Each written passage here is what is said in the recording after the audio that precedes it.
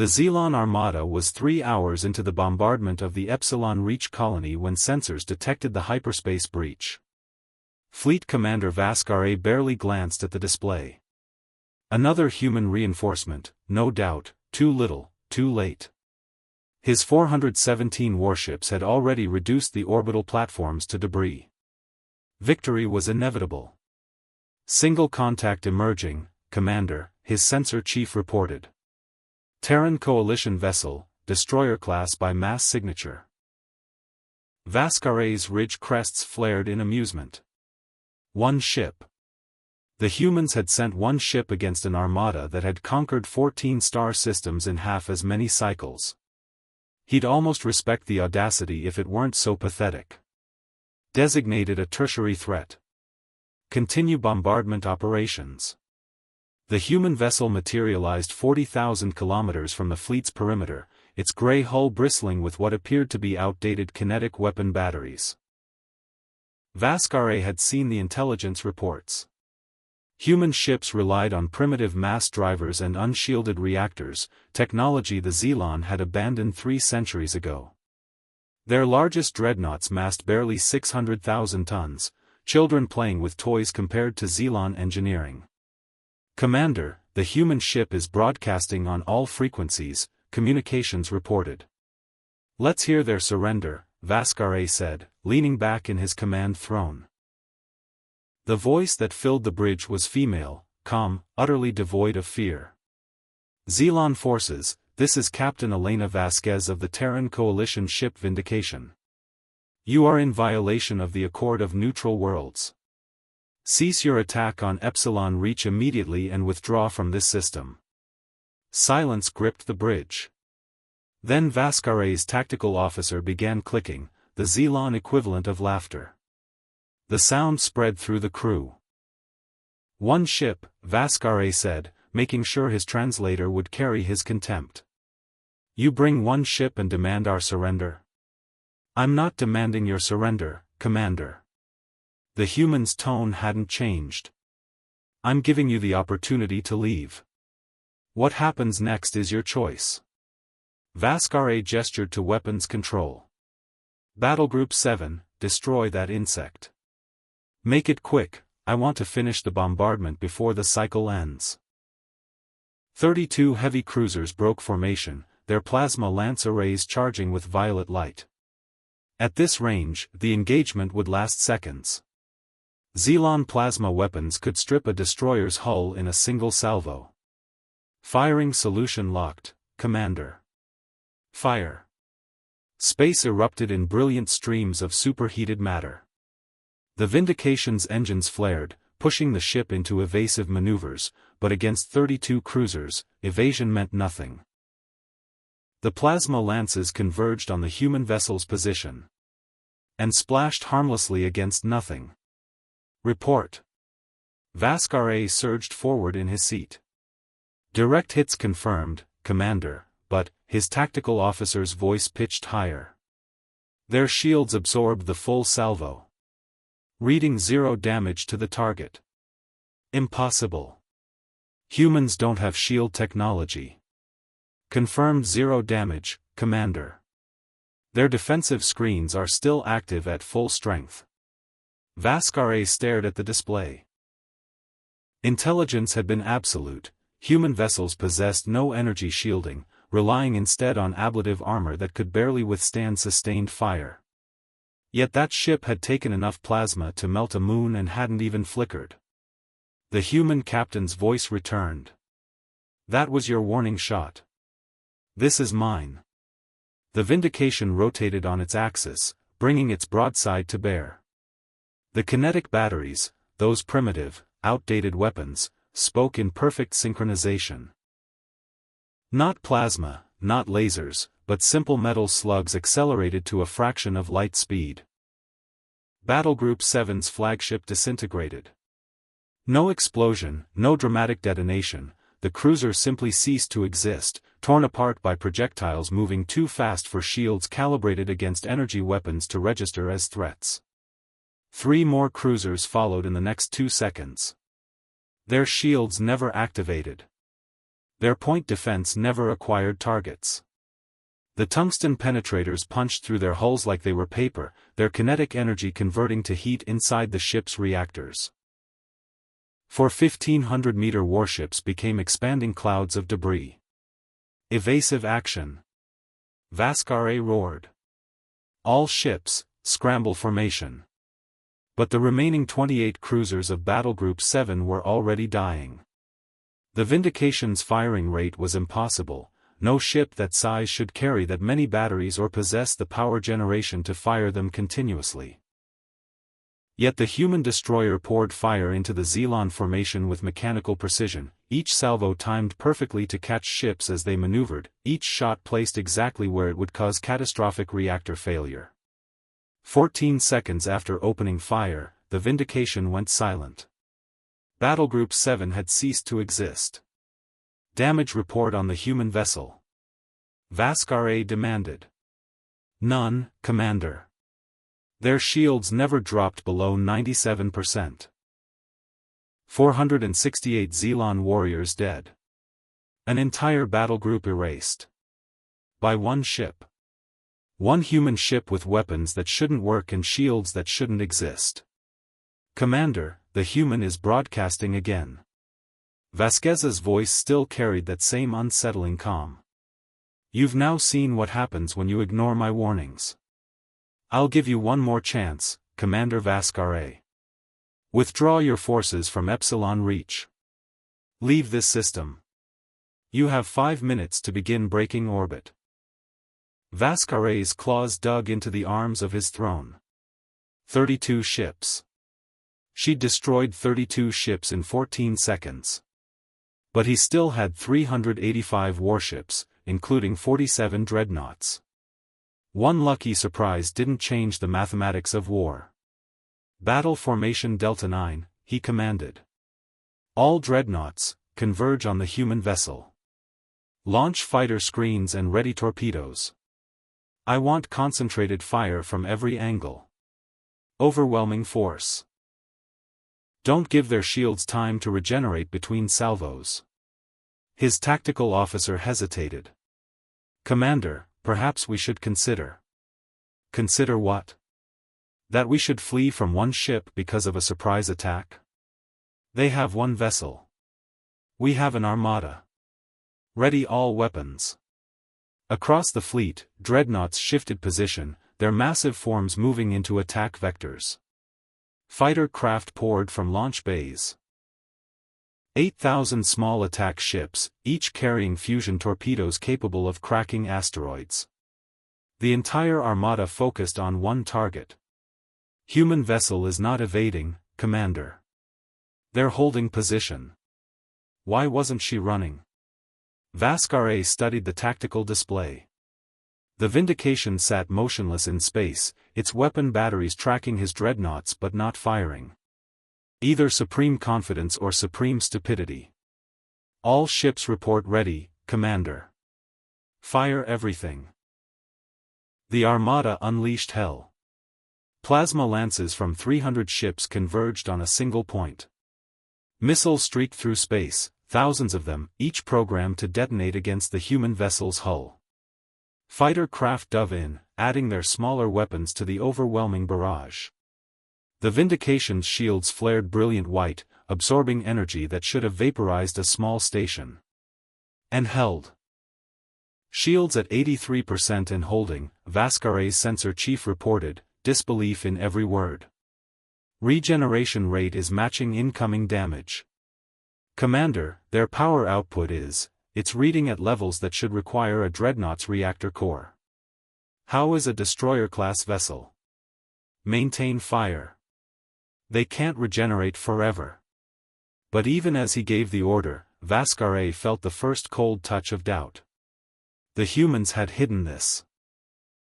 All those intelligence reports, all those easy victories against human colonies in the frontier systems, they'd been fighting scouts, not warships. Fighting children while the adults prepared. The Vindication began rotating again, its batteries seeking targets. When it fired, the effect was surgical. Each shot struck a dreadnought's command section or reactor housing. Ships that massed 4 million tons each jerked in space, secondary explosions rippling through their hulls. "Shields are adapting, Commander," his sensor chief shouted. "The human vessel, it's modulating frequencies to counter our plasma. Effectiveness dropping to 62%, 51%. Commander, our weapons are becoming ineffective." Vascare watched his fleet damage the human ship less and less with each passing second while their return fire grew more devastating. 8 dreadnoughts were now listing, their reactors critical. Fighter craft that got too close simply disappeared, swatted from space by point defense systems that never missed. Break off attack. Reform at 60,000 kilometers. The Armada pulled back, leaving burning wrecks behind. The Vindication didn't pursue. It simply rotated to face them, waiting. Captain Vasquez's voice cut through the chaos on Vascare's bridge. "Your 5 minutes are up, Commander. I gave you a choice. You chose poorly. You're one ship against an armada." Vascare snarled into the comm, "Even with your tricks, you cannot defeat us all." "You're right." The human actually sounded amused. "I can't defeat you all. But I don't have to." New contacts bloomed across every sensor display. Not one ship. Not 10. 63 human warships dropped out of hyperspace in perfect formation, each one identical to the Vindication. Each one carrying the same impossible shields and devastating weapons. "This is Vice Admiral Chen of the Terran Coalition 5th Fleet," a new voice announced. "Commander Vascare, Captain Vasquez was your warning. We're your reckoning." Vascare's bridge erupted in chaos. 63 more human warships, each radiating the same impossible power signatures as the Vindication. The tactical display looked like a nightmare. His 377 remaining ships now faced 64 enemies that had already proven conventional tactics useless. All ships, concentrated fire on the new arrivals. Vascare commanded. "Target their formation before they can coordinate." The Armada's response was immediate. Every plasma lance, every torpedo battery, every weapon system opened fire on the human fleet. Space became a strobing hell of energy and explosives. Enough firepower to sterilize a planet converged on those 64 ships. The human shields absorbed it all. Not struggled, absorbed. Like they were designed specifically to counter Xenon weapons. "They were studying us," Vascare whispered, understanding flooding through him. "Every engagement, every battle, they were learning our tactics." "Commander, the human fleet is advancing," his tactical officer reported. "Attack formation Sigma 7, dispersing into hunter-killer groups." The Terran ship split apart with practiced precision, each vessel peeling off to engage separate targets. No hesitation, no confusion, they moved like they'd rehearsed this exact scenario 1,000 times. Aboard the TCS Retribution, Commander Marcus Webb watched his tactical display with grim satisfaction. 43 years. 43 years since humanity had detected the first Xenon transmission and realized they weren't alone. 43 years to prepare for this exact moment. "Weapons free on all targets," he ordered. "Remember your training. Fast, efficient, overwhelming." His destroyer's railgun spoke, each tungsten slug accelerating to .25 light speed in the span of heartbeats. 3 Xenon cruisers disintegrated under the barrage, their shields unable to track projectiles that massed 30 kilograms but moved faster than their sensors could register. Across the battle space, the story repeated. Human ships danced through Xenon formations, their advanced maneuvering drives allowing acceleration that should have turned their crews to paste. But Earth was a 1.2G world. Every human aboard those ships had trained in 2G environments since childhood. Maneuvers that would kill Xenon crews, adapted to their 0.7G homeworld, barely stressed human physiology. A Xenon dreadnought tried to ram the TCS Vengeance. The human destroyer simply accelerated straight up relative to the galactic plane, pulling 8 Gs in a maneuver that left the massive alien ship floundering. The Vengeance rotated mid-burn and put a railgun salvo through the dreadnought's engineering section. The alien ship's reactor went critical, taking 2 more cruisers with it in the blast. "They're too fast." Vaskar heard one of his battlegroup commanders shouting over the command network. "Our targeting systems can't maintain locks. They're pulling maneuvers our ships can't match. Launch all fighters. Swarm tactics, they can't engage thousands of targets simultaneously." The order went out. Every carrier, every dreadnought, every ship with a launch bay vomited fighters into space. 16,000 small craft, each piloted by veteran Zealon warriors, descended on the human fleet like a metallic plague. The human ships didn't even slow down. Point defense systems that had barely been visible before now revealed their true nature. Each destroyer carried 47 individual tracking lasers, each capable of independent target acquisition. The systems didn't just shoot at fighters, they calculated intercept vectors, predicted evasive maneuvers, and fired where the target would be 3 seconds later. Fighter craft exploded in clusters, their pilots never understanding how the enemy knew their next move before they did. In 90 seconds, 16,000 attack craft became 8,000. In 3 minutes, barely 2,000 remained, retreating in disorder. "This is impossible." Vaskar's tactical officer stared at casualty reports. "We've lost 78 ships in 6 minutes. They haven't lost a single vessel." Vice Admiral Chen's voice cut through every Zealon communication channel.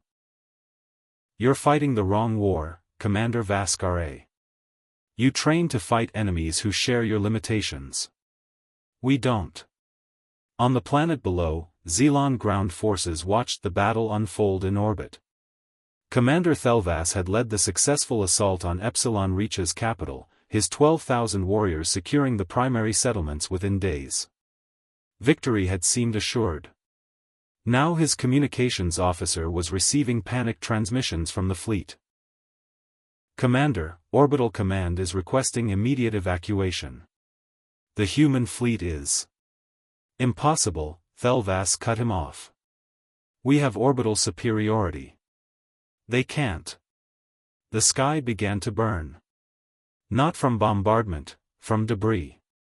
Zealon ships, broken and dying, fell through the atmosphere in flaming arcs.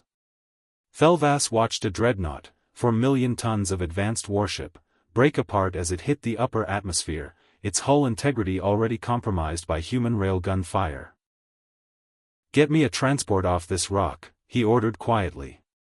"Now." But the transport never came. In orbit, the human fleet had achieved something unprecedented in modern warfare, complete space superiority in under 10 minutes of engagement. Vaskar's armada, which had conquered 14 star systems, now numbered fewer than 200 ships. The survivors huddled together, their formation defensive, desperate. "Commander, we need to retreat," his second officer urged. "We can't win this engagement." "We still have the Terran," Vaskar said, referring to his command dreadnought, the largest ship in the fleet, a vessel that massed 8 million tons and carried weapons that could crack continental plates. "And 46 other dreadnoughts still operational. We hit them with everything simultaneously. Focus all fire on Admiral Chen's flagship." It was a reasonable tactic. Decapitate the command structure, break their coordination. Vaskar's sensors had identified Chen's vessel. The TCS Beijing, a destroyer like all the others but broadcasting command frequencies. "All dreadnoughts, target the Beijing. Full power to weapons. Fire on my mark." 47 massive warships aligned their primary weapons. Plasma lances that could melt mountains charged to maximum output. Torpedo tubes loaded with fusion warheads powerful enough to vaporize cities. Fire. The combined firepower of 47 dreadnoughts converged on the Beijing. For 3 full seconds, the human flagship disappeared in a sphere of destructive energy that registered on sensors as a miniature star. When the light cleared, the Beijing's shields had dropped to 41%. The ship was still fully operational, already returning fire. How? Vascaret couldn't comprehend the readings. That much energy should have destroyed anything short of a battle station. Admiral Chen's response came immediately, and Vascaret heard something in her voice that made his blood run cold, not anger, not fear.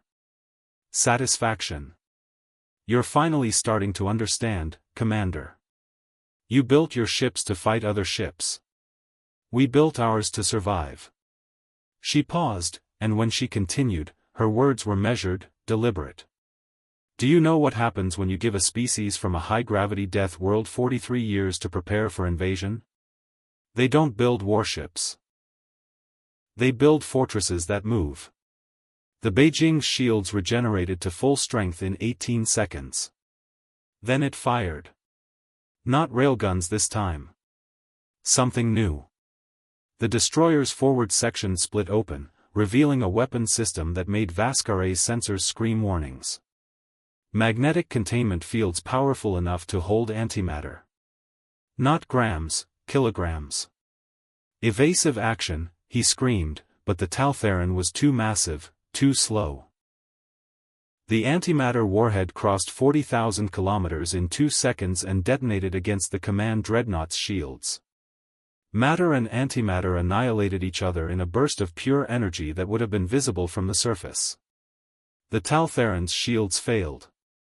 The hull beneath vaporized. Secondary explosions rippled through 60 decks as the chain reaction consumed the ship from bow to stern. Vascaret's last thought before the bridge explosive decompressed was simple. They were ready. We never had a chance.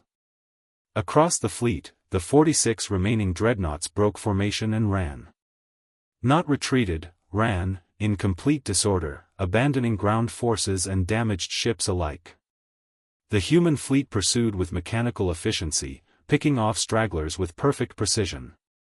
On the TCS Vindication, Captain Vasquez monitored the route with professional satisfaction.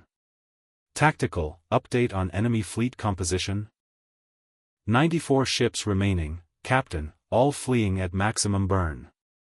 Estimate complete system evacuation in 40 minutes. Let them go, Vice Admiral Chen ordered over the command channel. We've made our point. Navigation, set course for Epsilon reach low orbit. Ground forces will need fire support to clean up the invasion force. But then a new contact appeared on sensors, something massive dropping out of hyperspace at the system's edge. Not Xelon. The energy signature was wrong, the mass profile unlike anything in Terran databases. Reading unknown vessel at 7 million kilometers, sensors reported. Mass. Admiral, it's reading at 40 million tons. That's twice the size of anything the Xelon have deployed. Chen's eyes narrowed. Broadcast on all frequencies. Unknown vessel, identify yourself.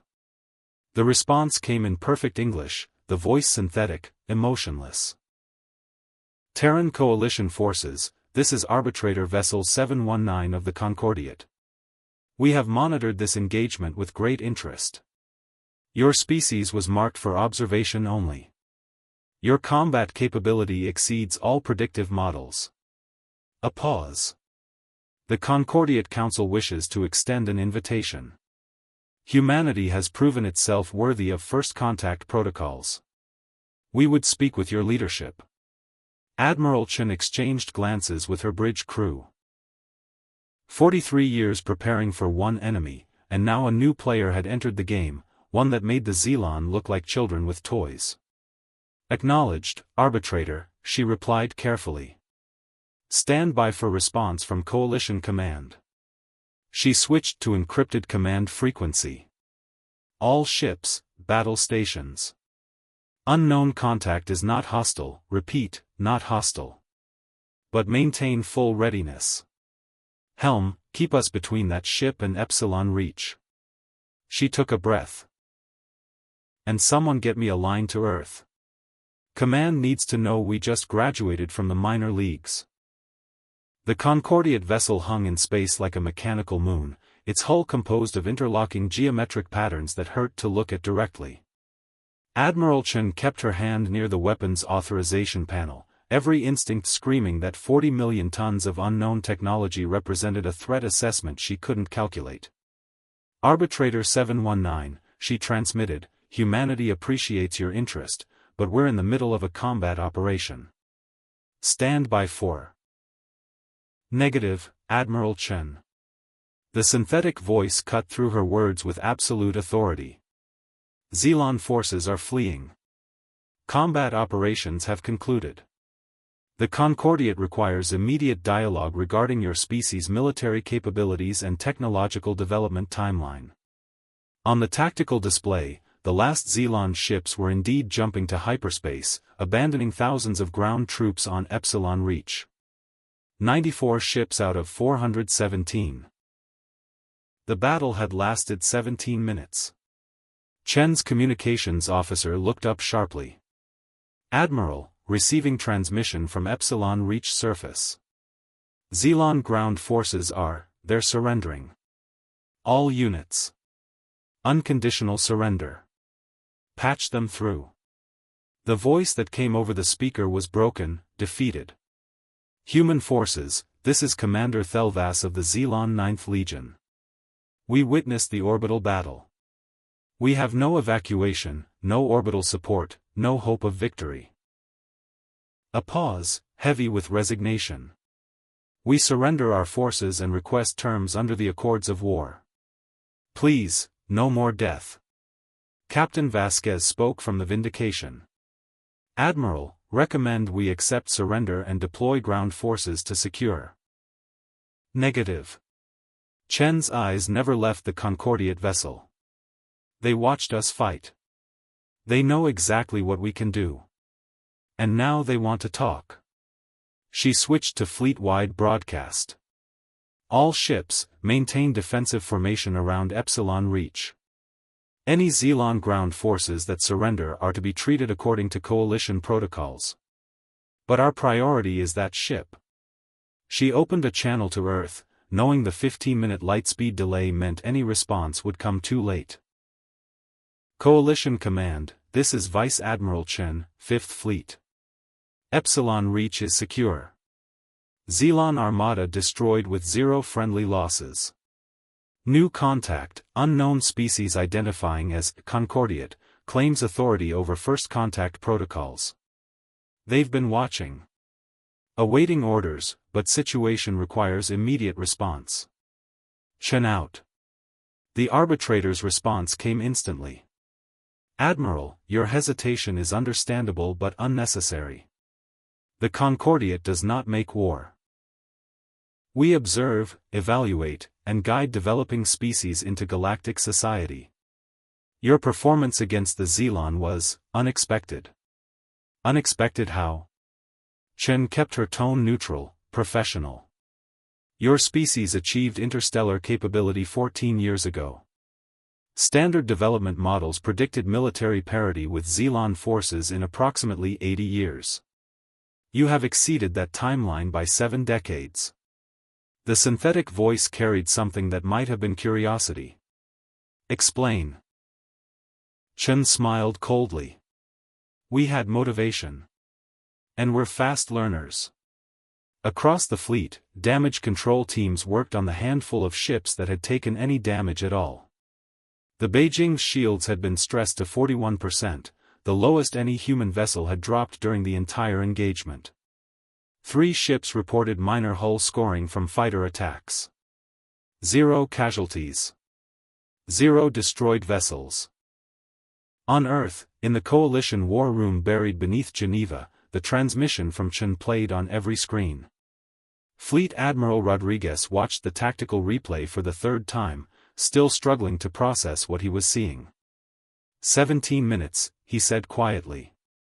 They destroyed a 400-ship armada in 17 minutes. His chief of staff nodded. Xelon casualties estimated at 47,000. Our casualties, 0. Material losses, 0.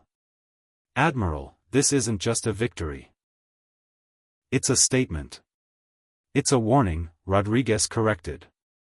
To everyone watching. And apparently, someone was. He gestured at the image of the Concordiate vessel. Get me a direct line to Chen. I don't care about light speed delay. And activate Protocol Watchman, I want to know if any other species are monitoring our communications. Back at Epsilon Reach, the Concordiate vessel began transmitting data streams directly to Chen's flagship. Her tactical officer's eyes widened. Admiral, they're sending us, it's a star chart.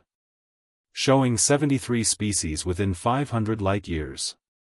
Political boundaries, technological levels, military capabilities. They're showing us the neighborhood, Chen realized. And where we fit in it. The arbitrator's voice confirmed her assessment. Correct, Admiral. The Xelon hegemony controls 42 star systems.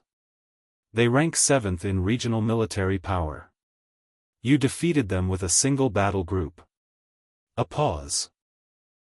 This repositions humanity from primitive backwater to emerging military power in our evaluations. Other species will need to be informed. Informed of what, exactly? That Earth is now classified as an Omega-level civilization. Independent, militarily advanced, and not to be interfered with. The Concordiate extends this classification to fewer than 20 species in this entire galactic arm. The synthetic voice carried weight.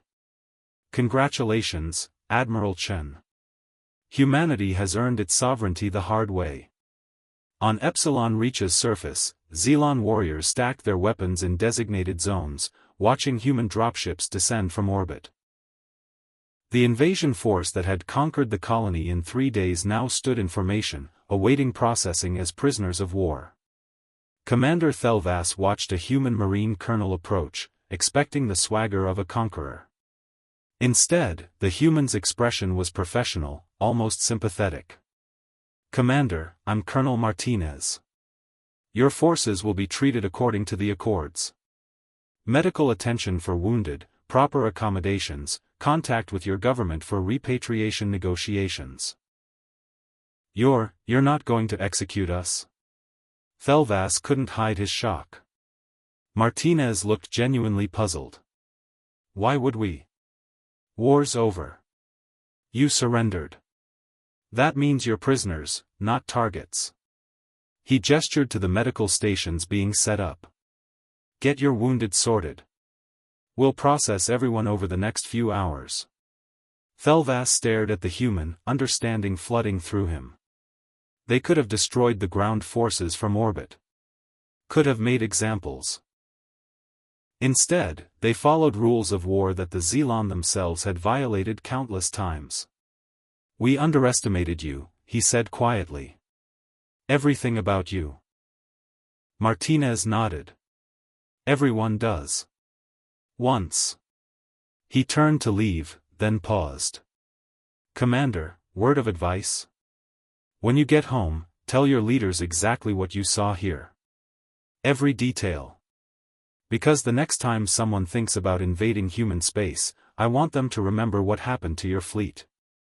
In orbit, Chen received confirmation that Earth had activated every deep space monitoring station humanity possessed. Within hours, automated systems would be broadcasting the battle footage across every known communication channel.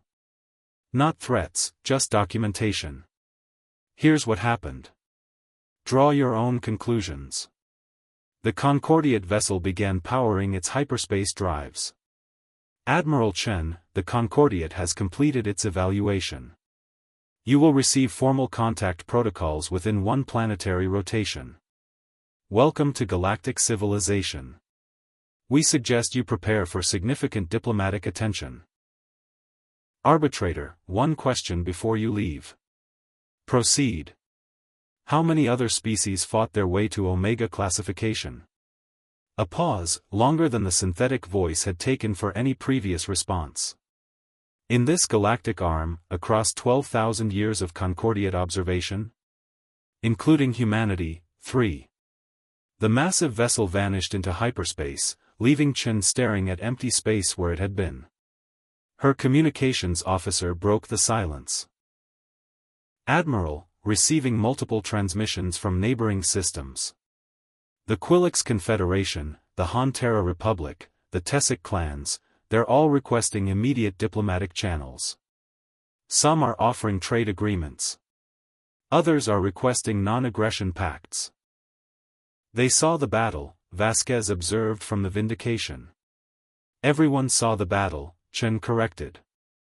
That Concordiate ship made sure of it. They wanted the galaxy to know.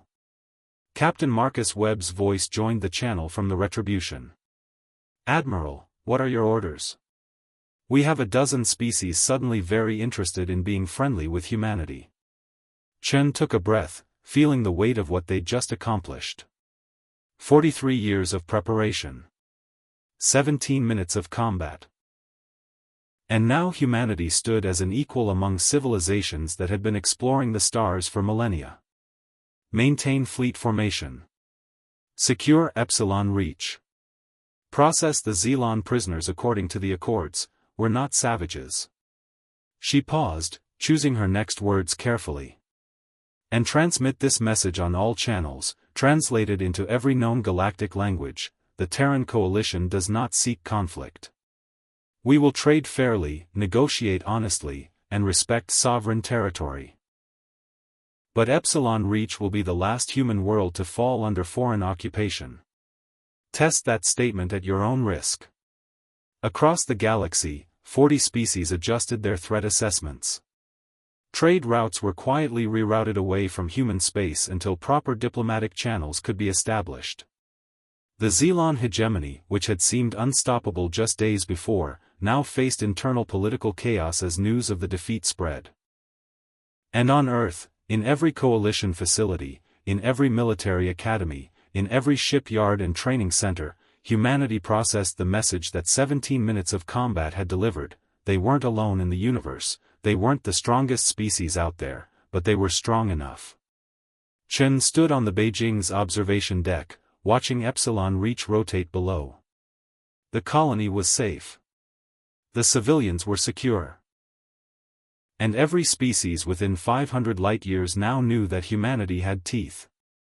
Her tactical officer appeared beside her. Admiral, Earth Command is requesting full after-action reports. They're also asking if you have any recommendations for our next steps. Chen smiled slightly. Tell them the Xelon taught the galaxy to fear overwhelming force. The Concordiate taught them to respect ancient wisdom. She turned from the viewport, her eyes hard. Humanity just taught them something new. Respect the species that fights smart, fights hard, and refuses to lose. She headed toward the bridge. And we're just getting started.